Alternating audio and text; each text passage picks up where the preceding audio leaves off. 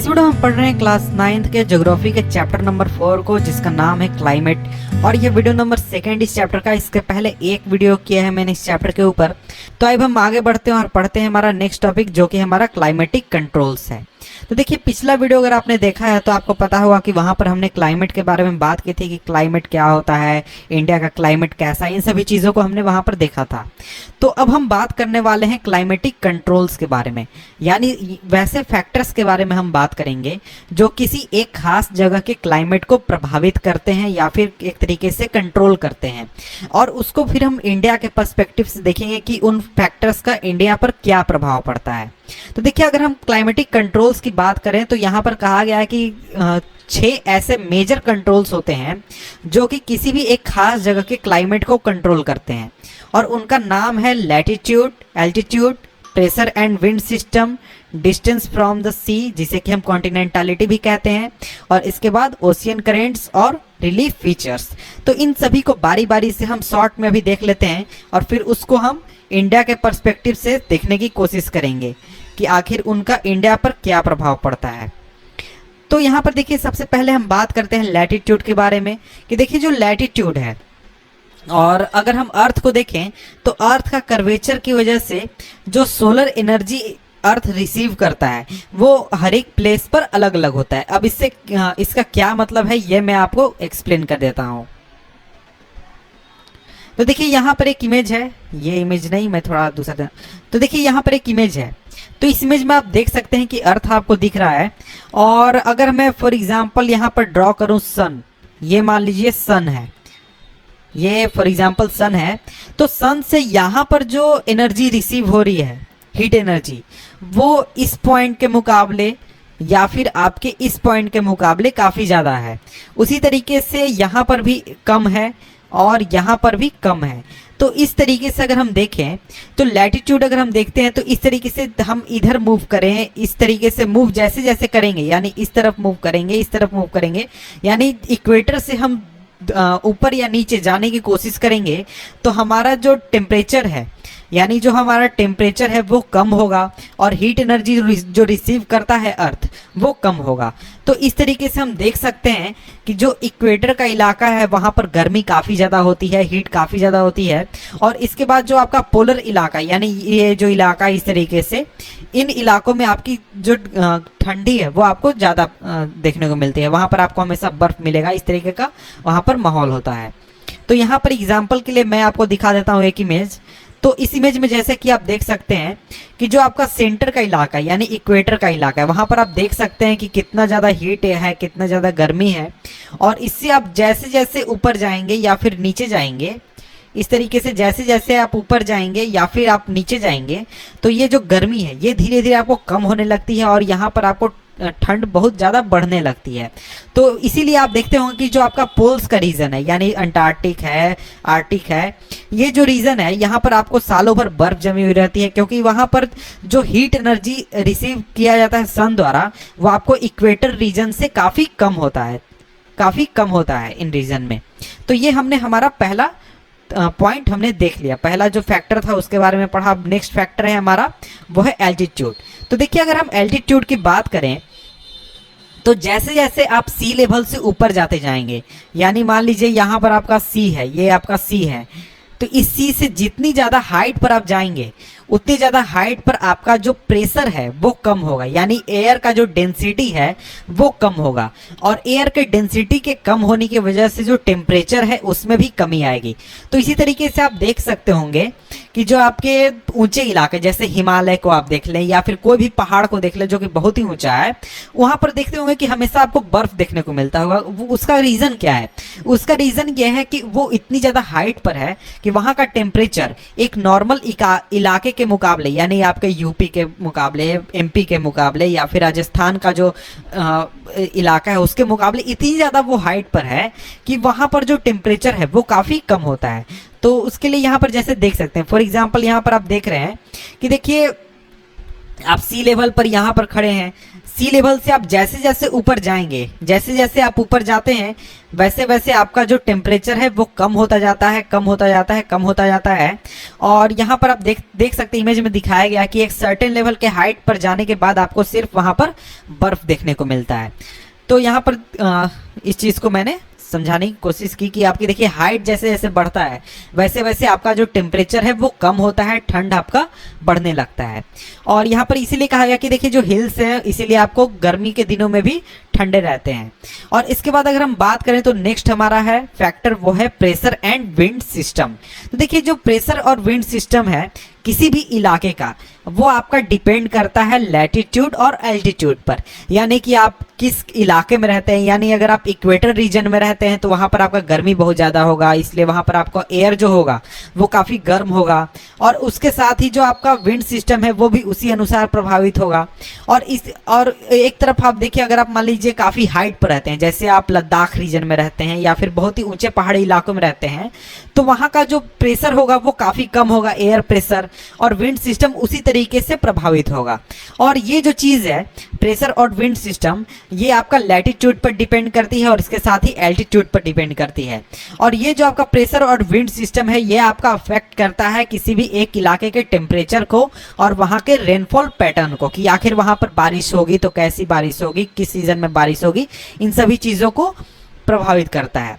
और इसके बाद अगर हम बात करें तो हमारा एक पॉइंट है, टॉपिक है, वो है डिस्टेंस फ्रॉम द सी। ये एक काफ़ी इंपॉर्टेंट फैक्टर है। तो देखिए सी जो है वो एक तरीके का मॉडरेटिंग इन्फ्लुएंस डालता है क्लाइमेट पर। अब ये मॉडरेटिंग इन्फ्लुएंस क्या होता है? तो देखिए मॉडरेटिंग इन्फ्लुएंस का मतलब है किसी भी एक खास इलाके में अगर वो समुद्र के नज़दीक है तो उस इलाके का जो टेम्परेचर है उसको बहुत ही ज़्यादा कम होने से या फिर बहुत ही ज़्यादा होने से रोकता है सी। अगर अब मान लीजिए अब बात करते हैं मुंबई की, तो मुंबई जो है वो समुद्र के किनारे है और समुद्र के रीजन में पड़ता है। तो वहाँ पर मान लीजिए बहुत ही ठंड आ गई, बहुत ठंडा का सीजन आ गया, तो उस समय में वहाँ पर आपको उतना ठंड नहीं होगा जितना आपको ठंड यूपी के रीजन में होगा या फिर आपको एमपी के रीजन में होगा, मध्य प्रदेश के रीजन में होगा। उसका रीज़न ये है कि देखिए अगर आप जाएँ उस मुंबई के रीजन में तो वहाँ पर जो सी है उसका एक मॉडरेटिंग इन्फ्लुएंस होता है, यानी कि जब वहाँ पर ठंड बहुत ज़्यादा बढ़ जाता है तो उस ठंड को समुद्र जो है यानी सी जो है वो बहुत ही ज़्यादा ठंड होने से रोक देता है या फिर कंट्रोल कर देता है। और उसी तरीके से अगर हम बात करें आपके गर्मी के दिनों की, तो गर्मी के दिन में आप जानते हैं कि आपका जो यूपी का रीजन है, मध्य प्रदेश का रीजन है, बिहार का रीजन है, वहाँ पर आपको टेम्परेचर 42 डिग्री, 43 डिग्री, 44 डिग्री चला जाता है, 45 डिग्री चला जाता है। उसी तरीके से अगर आप जाएंगे समुद्र के किनारे के रीजन में तो वहाँ पर आपको गर्मी के दिनों में भी उतने ज़्यादा टेम्परेचर नहीं होगा जितना ज़्यादा टेम्परेचर आपको यूपी में होता है या फिर किसी और आपके इंटरनल रीजन में होता है। उसका भी रीज़न है आपका सी, कि देखिए सी जो है, सी के आसपास अगर आप रहते हैं तो वहाँ पर क्या है, वहाँ पर पानी है और पानी जो है वो उतनी ज़्यादा गर्म नहीं, उतनी ज़्यादा जल्दी गर्म या फिर ठंडा नहीं होता जितना जल्दी आपका लैंड होता है या फिर और भी चीज़ें होती है। तो इसलिए सी जो है वो किसी भी इलाके को जो कि समुद्र के किनारे है उसको बहुत ही जल्दी गर्म होने से, बहुत ही जल्दी ठंडा होने से रोक देता है। इसलिए आप वहाँ पर गर्मी के दिनों में भी आपको उतनी ज़्यादा गर्मी नहीं पड़ती और सर्दी के दिनों में उतनी ज़्यादा सर्दी भी नहीं पड़ती। तो जैसे जैसे आपका सी से डिस्टेंस बढ़ता जाता है, यानी अगर आप समुद्र के इस तरीके से समुद्र के किनारे रह रहे हैं तो जैसे जैसे आप इंटरनल रीजन में आएंगे वैसे वैसे जो सी का मॉडरेटिंग इन्फ्लुएंस है वो धीरे धीरे कम होने लगता है। और आपका जो एक तरीके से कॉन्टिनेंटालिटी है, इसको कॉन्टिनेंटालिटी भी कहते हैं, ये कॉन्टिनेंटालिटी जो है ये धीरे धीरे बढ़ने लगता है। और इसके बाद हमारा देखिए पॉइंट है ओशियन करेंट्स। अब ये ओशियन करेंट्स किस तरीके से प्रभावित करता है, तो देखिए ओशियन करेंट्स आखिर होते क्या हैं। तो देखिए पूरी दुनिया में अगर हम ओशियन को देखें तो ओशियन जो है वो मूव करता है। ओशियन का जो वाटर है वो एक तरीके से फ्लो करता है, जिस तरीके से आपका रिवर फ्लो करता है उस तरीके से ओशियन का वाटर भी आप फ्लो करता है। और ओशियन के वाटर का जो फ्लो है वो दो तरीके का होता है, या तो हॉट होता है या तो कोल्ड होता है, हॉट या होता है या फिर कोल्ड होता है। तो देखिए जो आपके ठंडे इलाके हैं जैसे कि आर्कटिक हो गया, अंटार्कटिक हो गया या फिर और कुछ ठंडे इलाके हैं, वहाँ से जो आपको ओशियन करेंट्स निकलते हैं वो आपको ठंडे होते हैं। और उसके अलावा जो आपके नॉर्मल लैंड के इलाके से जो निकलते हैं ओशियन करंट, जैसे कि आपका इंडिया के रीजन से जो ओशियन करंट निकलता है, या फिर आपको एशिया के जितने भी इलाके हैं उस रीजन से जो ओशियन करंट निकलता है, वो जनरली आपको वार्म होते हैं।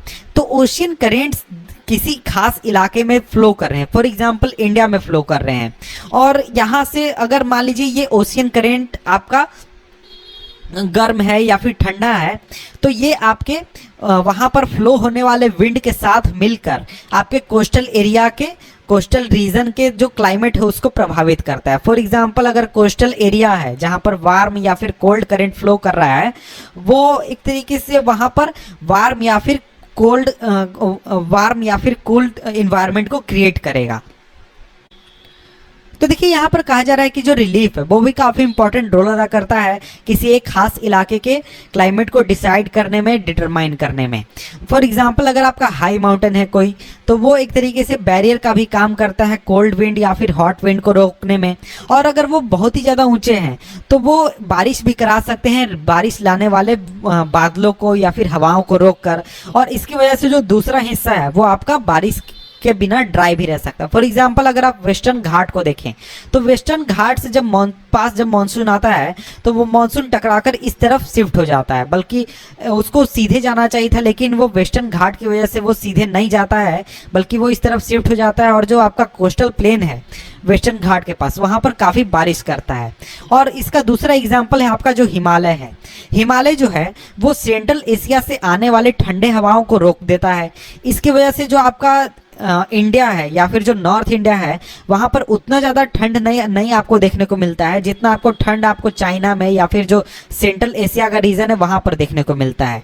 तो देखिए अगर इसके बाद अगर हम आगे बढ़ें, तो आगे अब हम इन सभी टॉपिक्स को, इन सभी पॉइंट्स को इंडिया के पॉइंट ऑफ व्यू से देखेंगे कि आखिर ये सभी जो फैक्टर्स हैं वो इंडिया के क्लाइमेट को किस तरीके से प्रभावित करते हैं। तो इसमें हम सबसे पहले देखते हैं लैटिट्यूड के बारे में। तो देखिए जो लैटिट्यूड है उसको अगर हम देखें तो ट्रॉपिक ऑफ कैंसर जो है वो पास करता है कंट्री के बीचों बीच से। ये रन ऑफ कच्छ से शुरू होकर मिजोरम तक जाता है ईस्ट में, और इंडिया के करीब आधा हिस्सा जो है वो ट्रॉपिक ऑफ कैंसर के साउथ में आता है, और आधा जो हिस्सा है वो आपको नॉर्थ में आता है। तो ट्रॉपिक ऑफ कैंसर के जो नीचे का इलाका है उसे ट्रॉपिकल एरिया कहा जाता है, और ट्रॉपिक ऑफ कैंसर के जो ऊपर का इलाका है उसको सब ट्रॉपिकल रीजन कहा जाता है। तो इस वजह से हम कह सकते हैं कि जो इंडिया का क्लाइमेट है वो ट्रॉपिकल भी है और सब ट्रॉपिकल क्लाइमेट भी यहाँ पर मौजूद है। तो इसको हम मैप के जरिए देख लेते हैं ताकि आपको समझने में आसानी हो। तो यहाँ पर आप जैसे देख सकते हैं ये जो ट्रॉपिक ऑफ कैंसर है ये बिल्कुल इंडिया के बीचों बीच से क्रॉस कर रहा है, और इसके नीचे का जो इलाका है उसको ट्रॉपिकल रीजन हम कहते हैं, और ऊपर का जो इलाका है यानी इस ट्रॉपिक ऑफ कैंसर के ऊपर का, इसको हम सब ट्रॉपिकल रीजन कहते हैं। तो इस वजह से हम कह सकते हैं कि इंडिया के क्लाइमेट की अगर हम बात करें तो लैटिट्यूड के पॉइंट ऑफ व्यू से इंडिया का क्लाइमेट जो है वो ट्रॉपिकल भी है और सब ट्रॉपिकल भी है, क्योंकि यहाँ पर दोनों तरीके के सिचुएशंस मौजूद हैं। इसके बाद अब हम बात करते हैं एल्टीट्यूड की, और इंडिया की अगर हम बात करें तो इंडिया के नॉर्थ में माउंटेन्स है। कौन से माउंटेन्स है? आपके हिमालयज हैं, और ये जो हिमालयज हैं ये इनका जो एवरेज हाइट है वो 6000 मीटर्स है। और इसके अलावा इंडिया की अगर हम बात करें तो इंडिया के पास काफ़ी बड़ा कोस्टल एरिया भी है जिसकी एवरेज हाइट जो है मैक्सिमम एलिवेशन वो 30 मीटर्स है। एक तरफ 6000 मीटर और दूसरी तरफ 30 मीटर्स। और इसके साथ ही जो हिमालय है वो कोल्ड विंड को रोकता है, जिसकी मैंने ऊपर अभी बात की थी कि कोल्ड विंड को जो कि सेंट्रल एशिया से आते हैं उसको आने से रोकता है इंडिया में।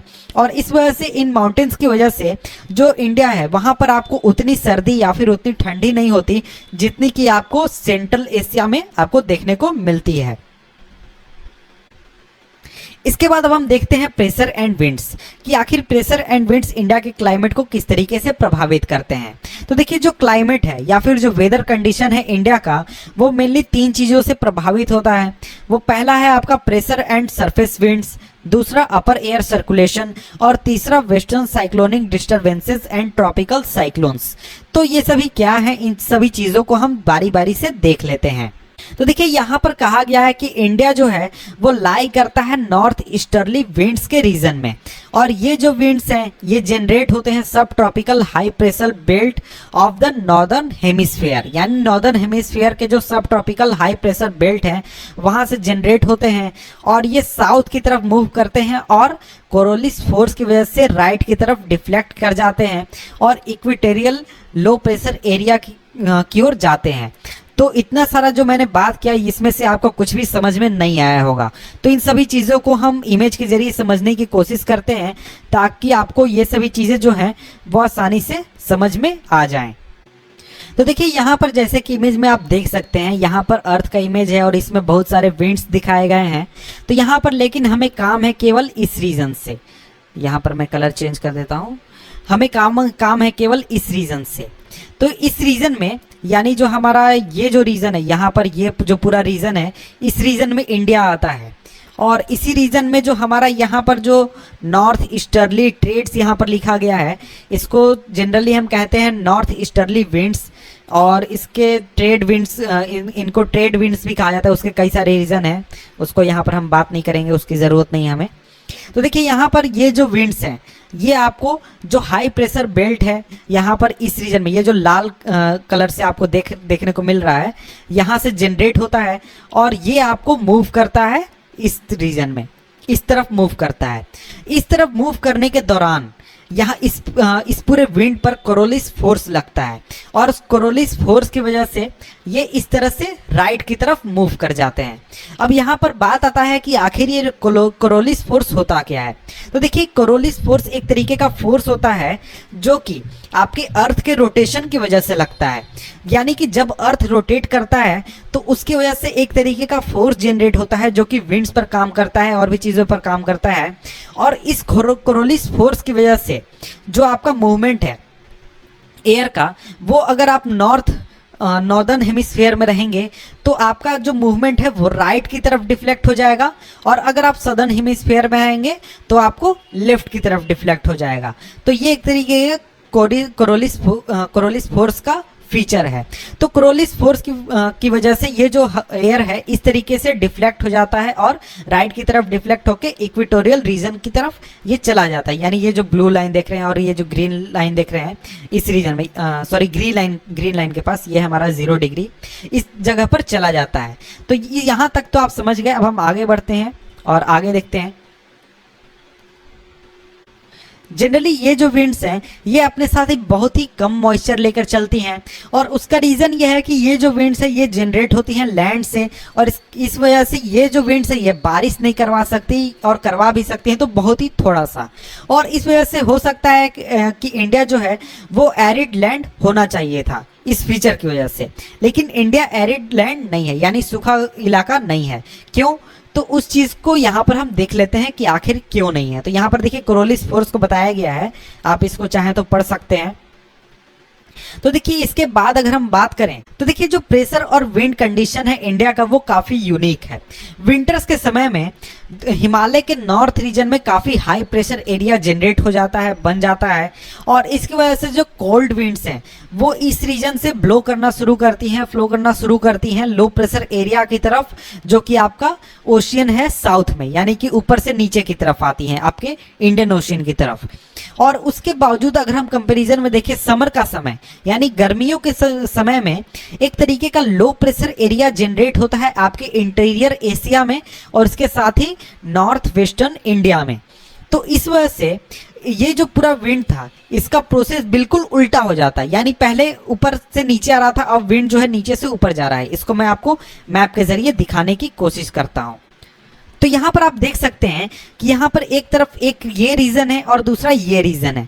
तो अगर हम देखें सर्दी के दिनों की, तो सर्दी के दिनों में ये जो रीजन है यहाँ पर हाई प्रेशर जनरेट हो जाता है और यहाँ पर लो प्रेशर जनरेट हो जाता है। इस वजह से प्रेशर हवा जो है वो हाई प्रेशर से लो प्रेशर की तरफ जाती है, यानी कि आपका जो आपका लैंड का इलाका है वहाँ से नीचे की तरफ समुद्र की तरफ फ्लो करती है। लेकिन वहीं जब हम बात करते हैं गर्मी के दिनों की, तो गर्मी के दिनों में आपको समुद्र के इलाके में यानी इंडियन ओशियन के इलाके में हाई प्रेशर जनरेट हो जाता है और यहाँ पर लो प्रेशर जनरेट हो जाता है।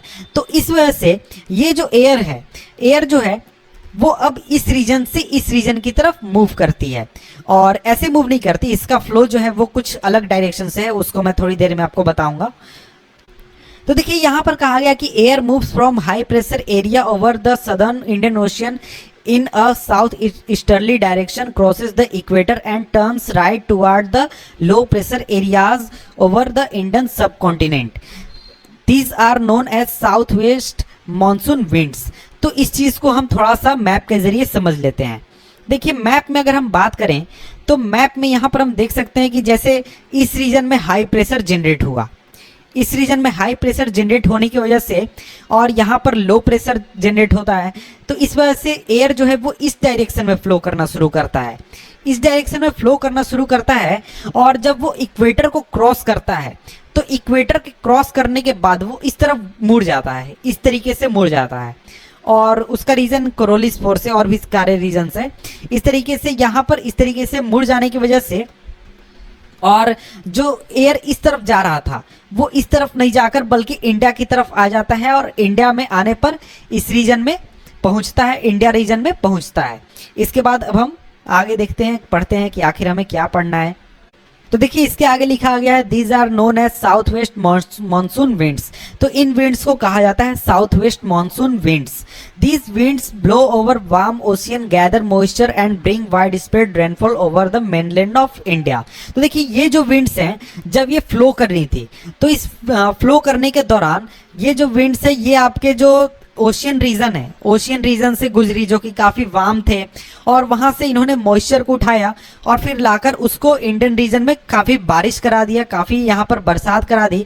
और इसी वजह से हम देखते हैं कि जो मानसून है, मानसून रीजन में हमें काफ़ी बरसात देखने को मिलता है।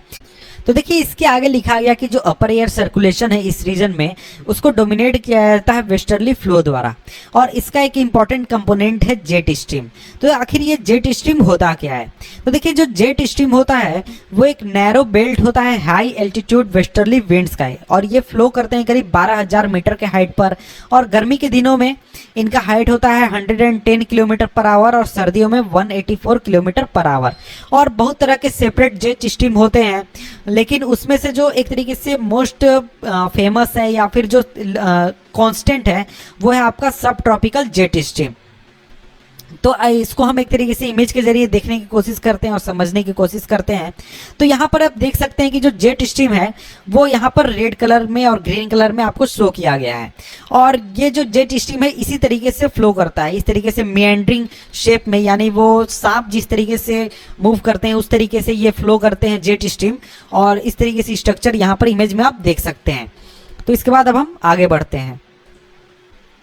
तो देखिए इसके बाद यहाँ पर कहा गया कि जो जेट स्ट्रीम्स हैं वो आपको 27 टू 30 डिग्री नॉर्थ लैटिट्यूड पर लोकेटेड होते हैं, और इसी वजह से इनको सब ट्रॉपिकल वेस्टर्ली जेट स्ट्रीम्स कहा जाता है।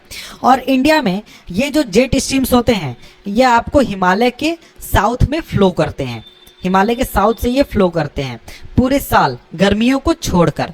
और जो वेस्टर्न साइक्लोनिक डिस्टर्बेंसेज हैं जो कि आपको नॉर्थ या फिर नॉर्थ वेस्टर्न इंडिया में आपको देखने को मिलता है वो इन्हीं वेस्टर्ली फ्लोज द्वारा लाया जाता है। तो यहाँ पर ये सवाल है कि आखिर ये वेस्टर्न साइक्लोनिक डिस्टर्बेंसेस क्या होते हैं? तो देखिए यहाँ पर वेस्टर्न साइक्लोनिक डिस्टर्बेंसेस के बारे में बताया गया है कि वेस्टर्न साइक्लोनिक डिस्टर्बेंसेस जो हैं वो वेदर फिनोमेना होते हैं जो कि विंटर मंथ्स में आते हैं। इनको लाया जाता है वेस्टर्ली फ्लो द्वारा मेडिटेरेनियन रीजन से। इसके आगे आपको डिटेल में आप पढ़ना चाहें तो पढ़ लें, इतना शॉर्ट काफ़ी है। इसको मैं आपको मैप के जरिए दिखाने की कोशिश करता हूँ कि आपका ये जो आपका वेस्टर्ली फ्लो है ये कहाँ लोकेटेड है। तो यहाँ देख सकते हैं यहाँ पर आपको 30 डिग्री है, यहाँ पर 30 डिग्री है, और यहाँ पर करीब आपको 27 डिग्री है। तो इस रीजन में आपको देख सकते हैं कि आपका ये जो जेट स्ट्रीम है ये फ्लो कर रहा है। गर्मियों में जो सब ट्रॉपिकल वेस्टर्ली जेट स्ट्रीम है वो आपको नॉर्थ मूव कर जाता है, हिमालय के नॉर्थ में, और जैसे जैसे आपका सन मूव करता है और इस